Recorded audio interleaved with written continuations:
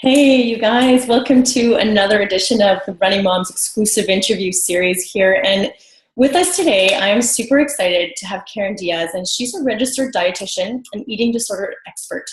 She founded The Free Life to help women escape the pain of disordered eating so they can enjoy life free from the obsession with food and body. And this is going to be a bit of it could be a bit of a controversial topic, a bit of an emotional topic that might hit close to home for people. It hit close to home for me, and that's why I'm bringing it up. So I'm really, I have a lot of questions for her, and I feel like it's just going to flow in conversation. So we'll just see how it goes. But I'm doing this because the qualities of runners, like we're perfectionists, we persevere, we push hard. We work through pain, and we have no problem pushing ourselves to the limits.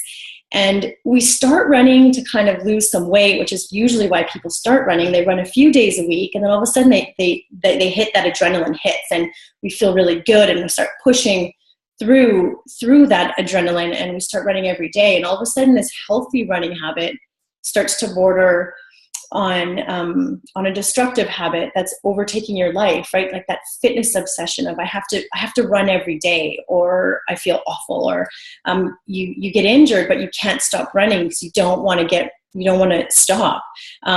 Missing workouts drives you crazy, and like you can't control your emotions when you miss that workout. And you're super focused on the number of miles that you're putting in as opposed to the quality of those miles. And it's hard for you to take a rest day. Like, that's the fitness side of the obsession, but there's also the nutrition side of the running obsession. And that's why I brought Karen in today to talk to us. So welcome, Karen. Thank you. I'm so honored to be here with you. Mm-hmm. So Karen and I met in Costa Rica, actually, when we were both there on hiatus from life a little bit, trying to reconnect with ourselves, reconnect with our families, and really pursue our passions in life and career. And so we really connected there, and we had some really great discussions. And so Karen, tell me a bit about you and your story, and like, why are you an eating disorder expert? Yeah, no, sometimes I ask myself that, but it was always clear from the beginning, honestly, for me. I went into nutrition specifically because I wanted to work with eating disorders. I definitely have the addiction gene, but in a different way. On my mom's side of the family, just alcoholics, shopping addicts, emotional eaters, it doesn't matter, right? It's definitely a gene, right? The environment flips the switch. But I didn't, know that at the time. I just knew I had those tendencies, and I saw myself in high school. I would, like, you're going to nutrition, like you must be a vegetarian or you must eat perfect. So I'd always feel like I needed to play the role. And so I would order egg white omelets, dry toast, all of this stuff. And all I really wanted to do was like grab my aunt's pancakes with syrup and butter and like stick it in my mouth while they were telling me how good I was with my nutrition, And then when I went to college, I just was surrounded by, my roommate was bulimic.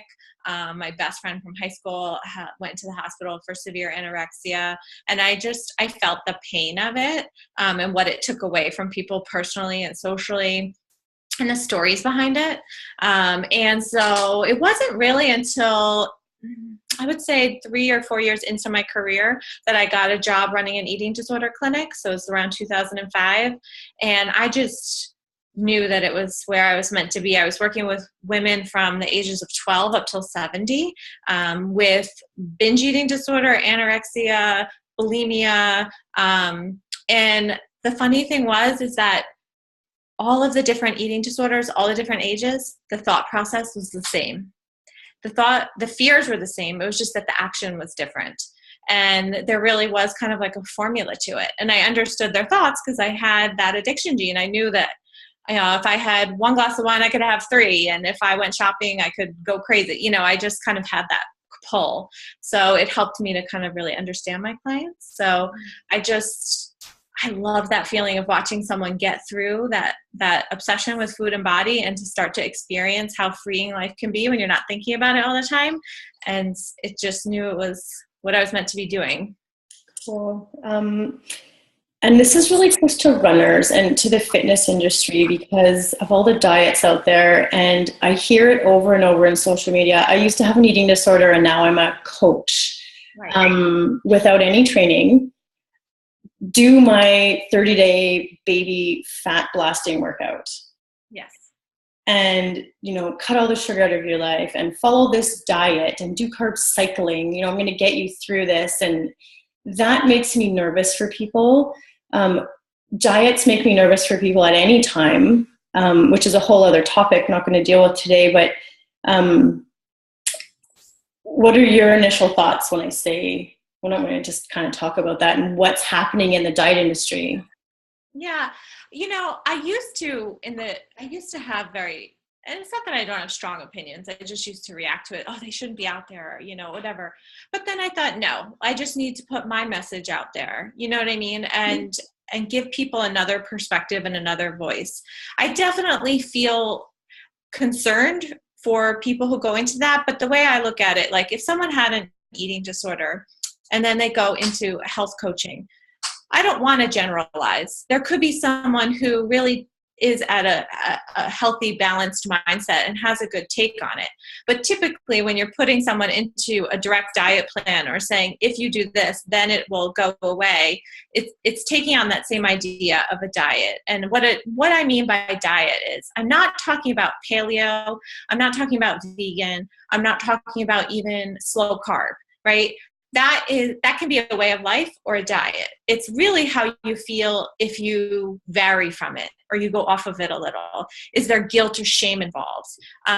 If you're following it only to lose weight, not because it serves you, it serves your life, it serves your values, it's a lifestyle choice, versus I'm doing it because I hate my body, or I'm doing it because I feel guilty if I do this. That's really the difference, because there can be someone who's following paleo who is super healthy and healthy mindset, mind, body, soul connection, and it serves their life. And there can be someone who's doing it from a very eating disordered perspective. And so it's not about don't follow this, don't follow that.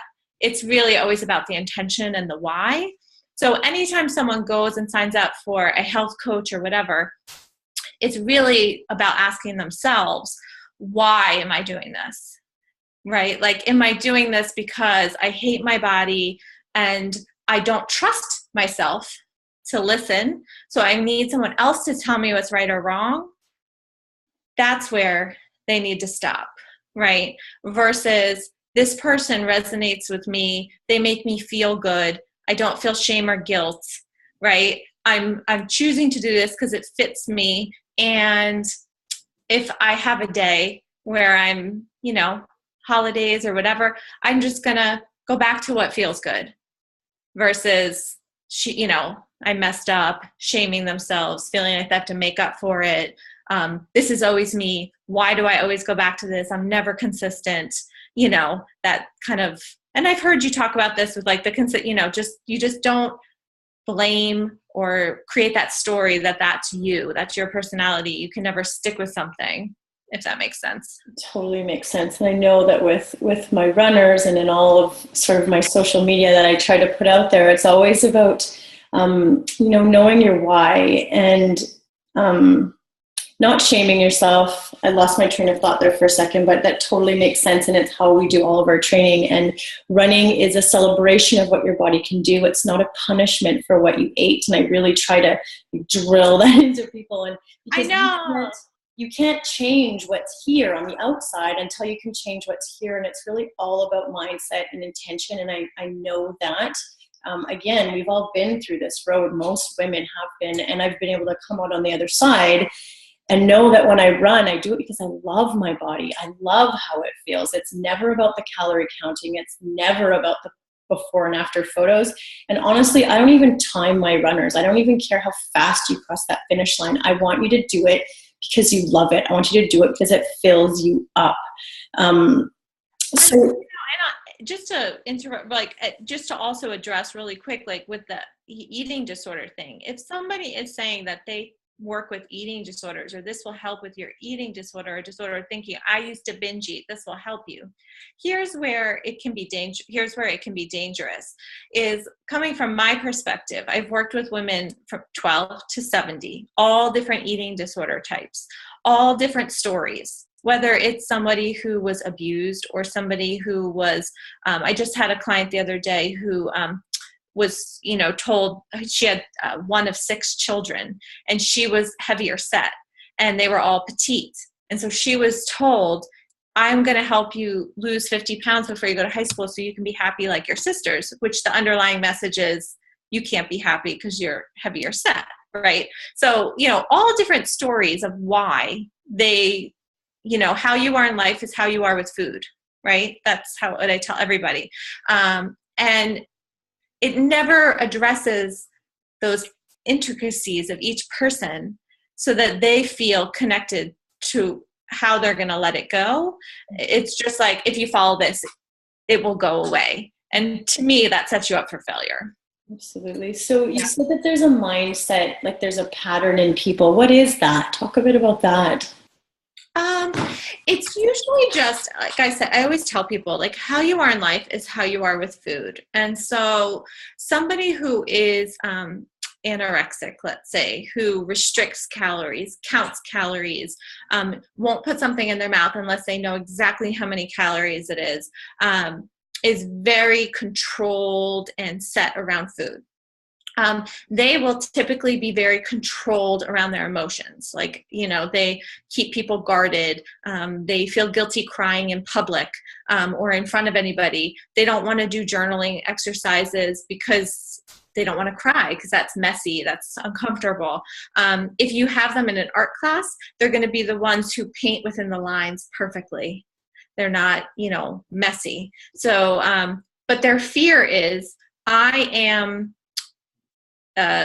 you can call it a food addict, out of control, whatever. If I let myself go out of this pattern, I will lose control and I will never get it back. So I have to stay in this control. That's the fear. Now take someone who is a binge eater, or let's take someone who is bulimic, who purges. And purging can be, it doesn't have to be just making yourself throw up. It can be running, can be a form of purging. There's lots of, laxatives can be a form of purging. Where they are typically very open with their emotions, probably almost too much open. They'll share things inappropriately, with people they barely know, and it's just all over the place. And they'll have highs and lows and, all over. And then it can get super uncomfortable, and then they'll stuff it down. And then that purges the release. It gives them the release they need if nobody's around to kind of express all of these emotions. And in art classes, they'll pick finger paints. And they'll be really messy and kind of outside of the lines and everything like that. So how you are in life is how you are with food. Now their fear is the same. I am out of control. I can't keep myself in control. They're just expressing it in a different way. So that's why I always would have a group with mix, like, someone who's anorexic, someone who's bulimic, someone who's binge eater, because I'd say you're all the same. Your fears are all the same. You can learn from each other. It's, not one eating disorder is better than the other, or when I lose weight, then I'll address it.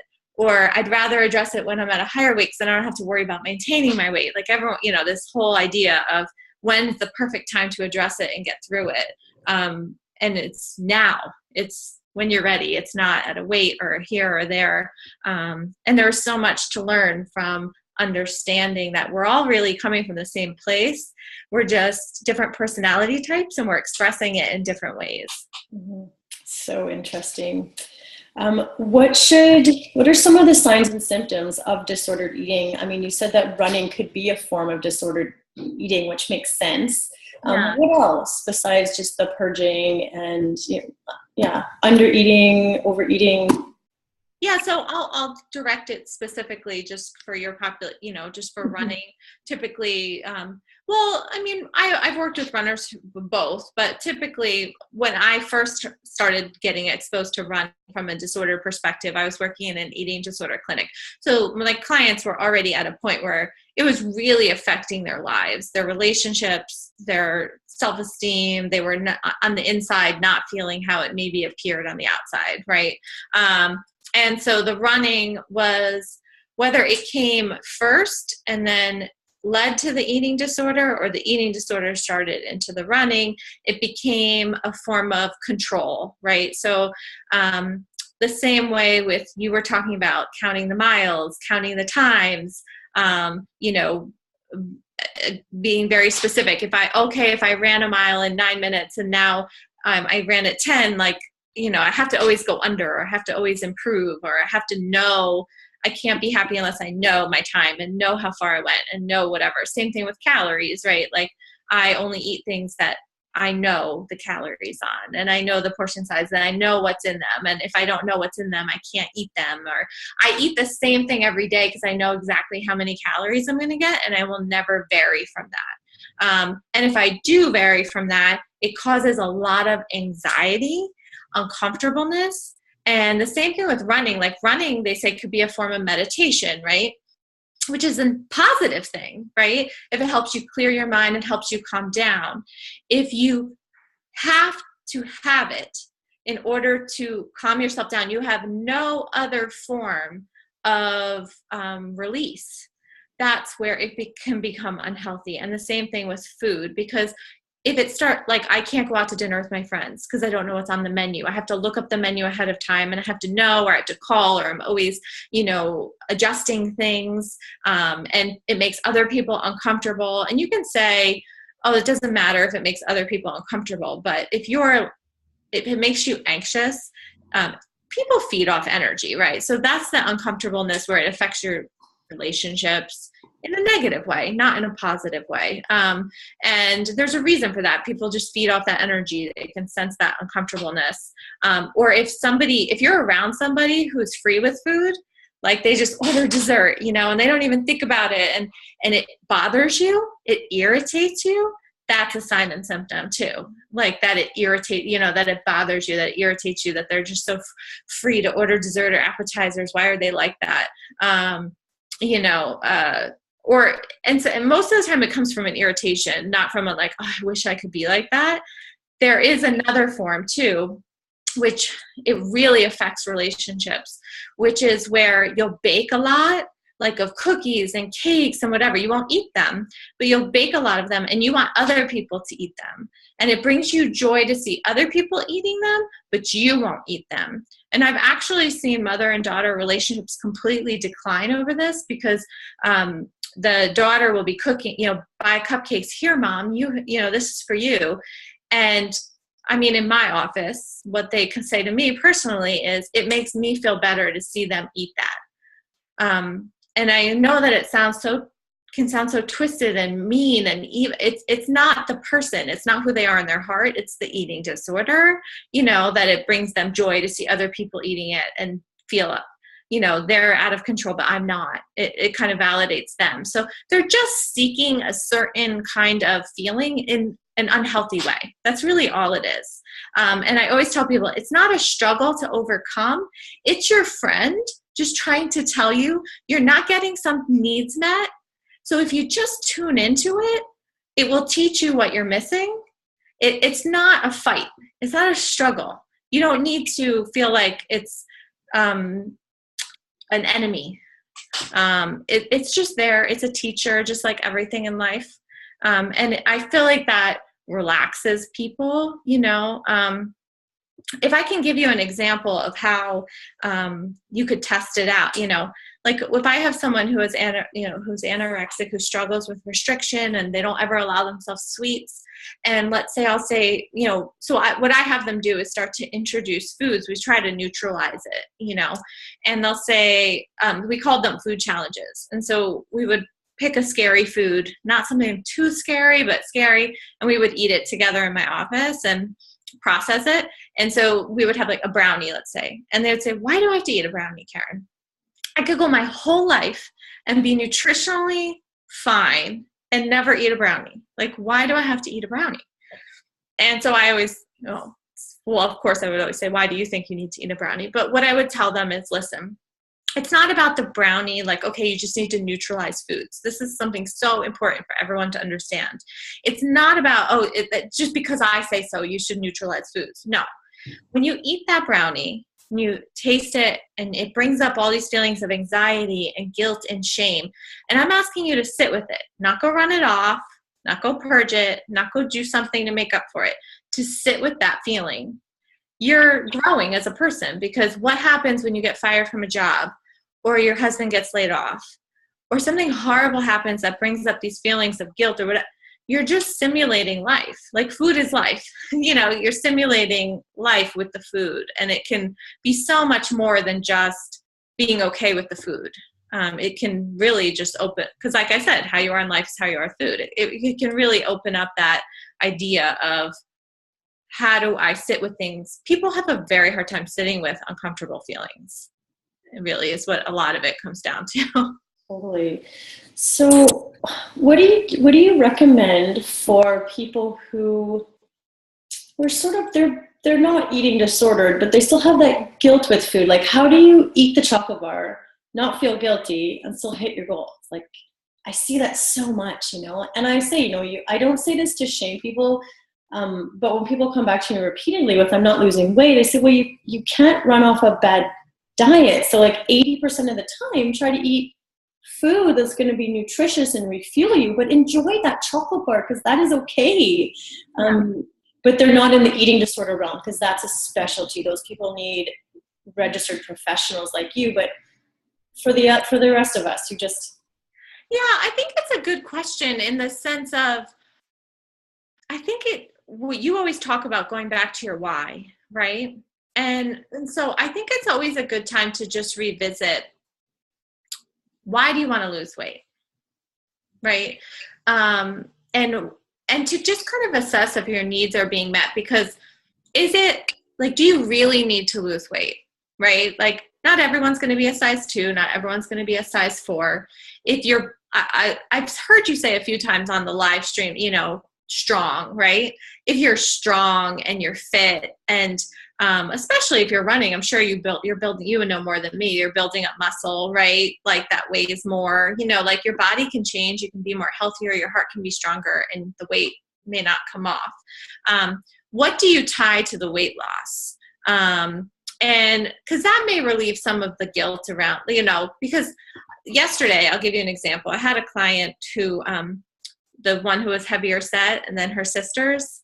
And I said, if you had to choose between your life and to be a size 10 or 12 or 14, whatever, 14, I'm just making up numbers, or to be your sister who's a size 2, but you had to have her life, what do you want? And she's like, my life. So if I need to embrace I'm encapsulated in, if your soul was to take a step back and ask itself, which would you choose?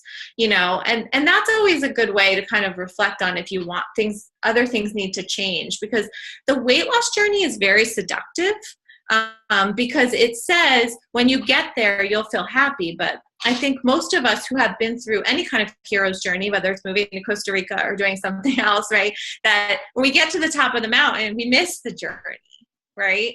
So like, even when you lose the weight and you get there, you need to find a new journey to go on, right? Like, we need that purpose as women, like that fulfillment, that, are you looking for recognition? That love language thing. Are you looking for connection? Do you think when you lose the weight, you'll be more loved, you'll be more accepted? What is the emotion you're looking for behind it? Because you can find it in other ways too. And it's like, it's good to find it in other ways. Like, that's why I'm sure with runners, like finishing that, crossing that finish line, doing something that you never thought you could do, right? Oh, I'm never a runner, I never would. And then you could do your first 5K, you do your first 10K or half marathon. That high is, just probably indescribable, right?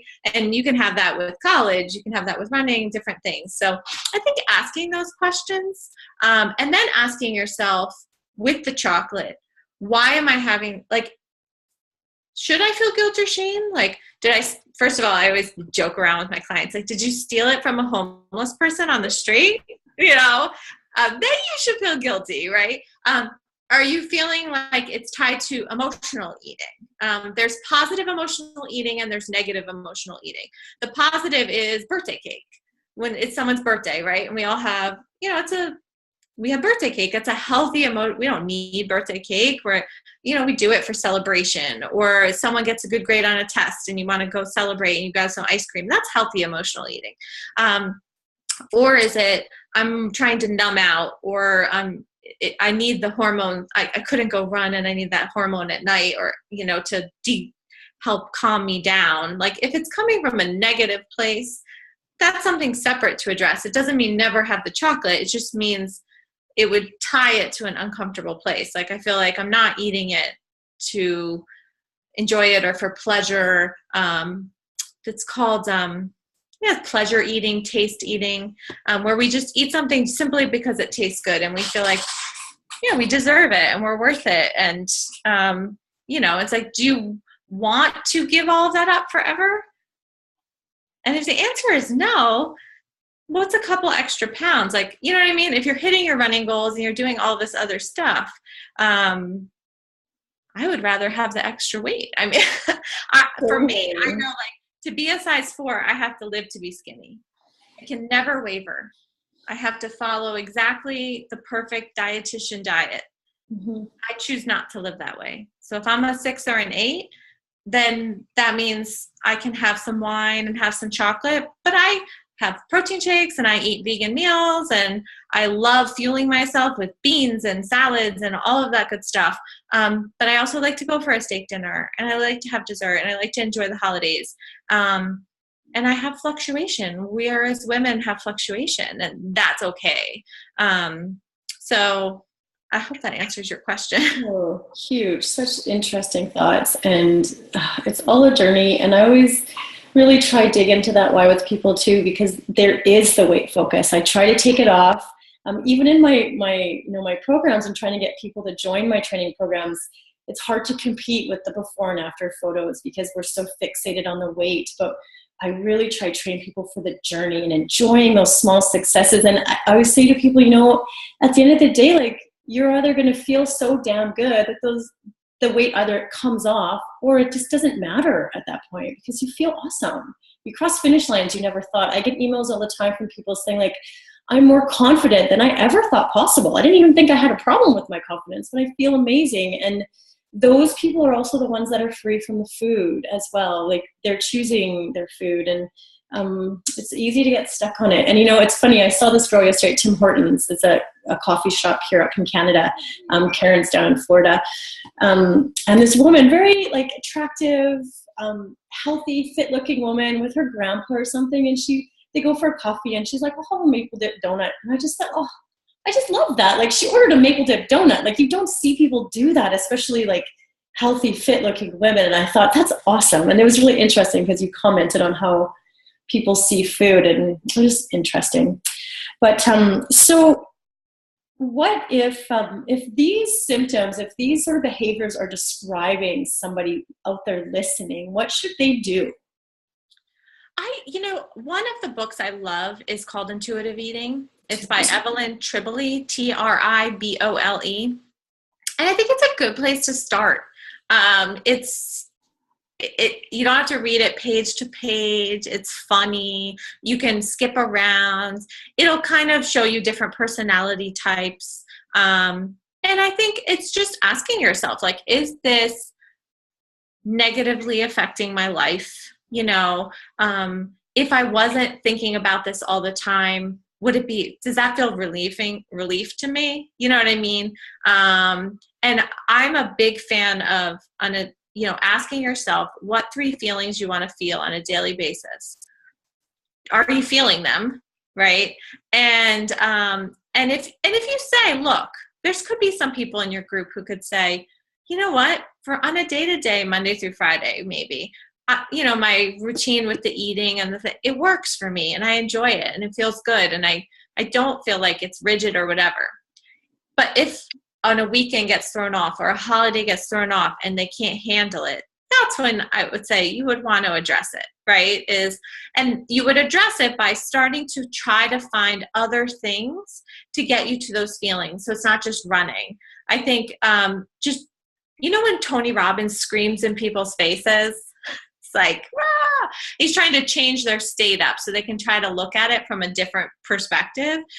So like I could see someone running. Like the other day, I started running because of you, right? And then I had an injury, but now it's cleared up. And so I went out and my phone was dead. It was like completely dead. I always take my phone to listen to music, but I had like a Strava app and it would have a time and I'd always find myself looking at it.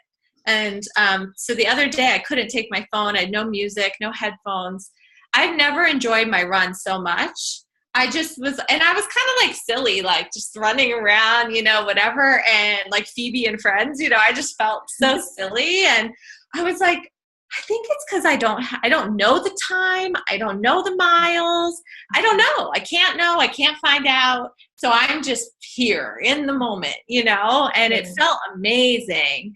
And flow. yeah, and it can feel that way with food too. It can, you know, it's like when you start to trust your body and you know that you can go to any restaurant, any travel, any whatever, order what you want and know you're going to eat what you need.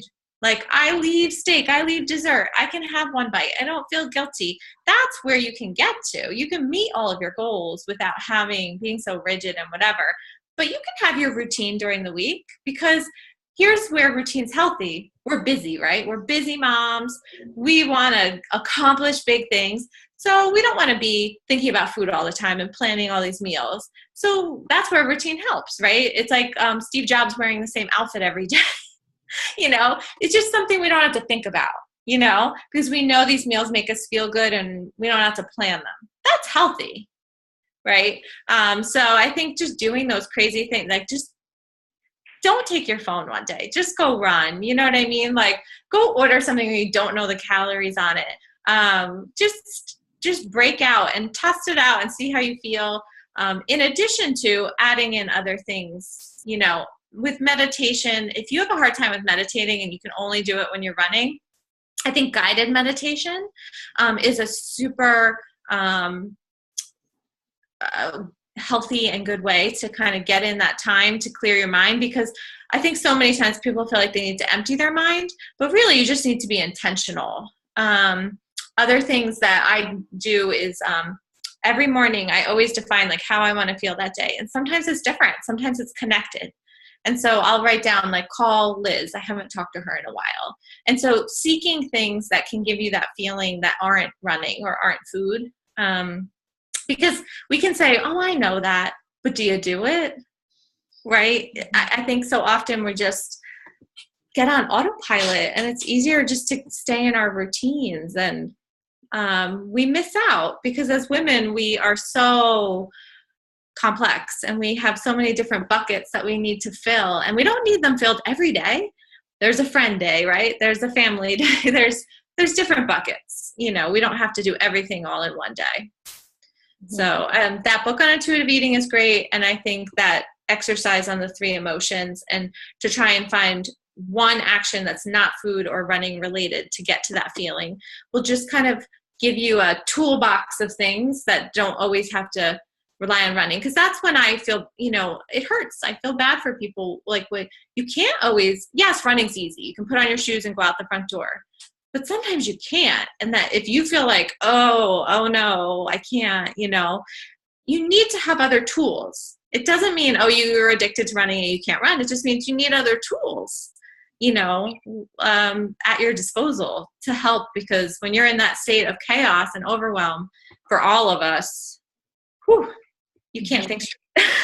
No, I love that. That just makes so much sense. It's crazy. I have this new obsession with essential oils, and I think that's why, because I turn them on at night and I'm like, oh my God, I feel like I'm in a deep mystical forest, and I just get that like that meditative, like calm just flashes over me. My senses are overwhelmed in the same way that I get from running. But it's also interesting how that freedom you can find that flow with your eating. I've never thought about that before, because I encourage people to find that flow when they're running.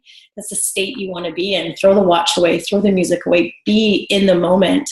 To be with that with food, and then just to find other avenues to do that in the rest of your life is really interesting. And in your relationships, like I know as moms, Karen has 2 kids too, in the relationship with your husband, like putting some effort and some work into that. Like I've done a lot of that stuff lately too, just to help me de-stress. And, you know, it really makes a difference, just being mindful of that kind of thing. Yeah, I have just to let you know, I mean, I don't do it with food, but I do it in business. I do the same things. We all have, you know, personal mastery takes a while, right? I have a list on my vision board over here that says like, I need to have like a weekly date with my husband. We do a lunch date while the kids are at school. I need to call one friend that I don't talk to that often. I need to do all of these things, and I feel whole and complete for the week. I get all my boxes checked, and exercise and movement is one of them.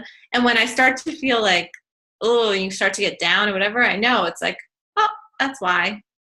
It doesn't mean I always get it done, but I know why. Like, you know what I mean? And sometimes just knowing why without judgment or guilt or shame is helpful. And like the essential oils, you trained yourself. They didn't always give you that feeling. It was from that consistency with it. I worked with a productivity coach in New York. He works with like Olympic athletes. He's this amazing guy. His name is Todd Herman. And I love Todd Herman. Yeah. And I did a phone call with him, and he told me that the biggest mistake people make in meditation is that they close their eyes. And then it heightens up all these other senses, and it makes the chaos sometimes even worse. That he has his clients focus on something that he wants them to have a positive association with. So if you have a money problem, like $100 bill, if you're an athlete, a basketball, essential oil, something that you want a positive association with, and just to kind of stare at it and be with it for 10 minutes, he finds that to be so much more effective. So there's so many different little things. And I think just don't listen to a health coach and say, you know, people are in your group for a reason. You resonated with them. You need to find someone who you resonate with, who says something that sparks something different inside of you and makes you look at something in a different way. Trust yourself. If you're in a program with to lose weight or body busters or whatever, and it feels like I can't do this, instead of saying I failed, say this is not meant for me. You know, let them prove themselves to you instead of the vice versa. Yeah, it's got to fit for you. And I love that there's so much more to life than diet and exercise. And I think we forget that sometimes. That's for like me creating my business and doing a lot of personal development work. And I put a lot of personal development, like podcasts and stuff in my groups to get off of that diet and exercise. There's more to life, and we need to get out there and enjoy it and live it and breathe it and experience every single day. If people are really struggling with their food and they do have an eating disorder and they need to get help, how can they get in touch with you? Do you do online? Yeah, I work with people one-on-one, and I do a group program called Break Free. So we do group calls, and I created that program just based on the 8 to 12 weeks cycle that I've taken everybody through over the past 15 years, because it really doesn't take as long as you think. A lot of people can start to feel much better in 8 to 12 weeks, and that's at thefreelife.com. You can find me. Awesome. Thank you so much for doing this. It's been so informative and interesting and really powerful. So thank you. Well, I'm proud of you. I love what you do, and I love your community. So thank you for having me. Thanks. All right. Take care.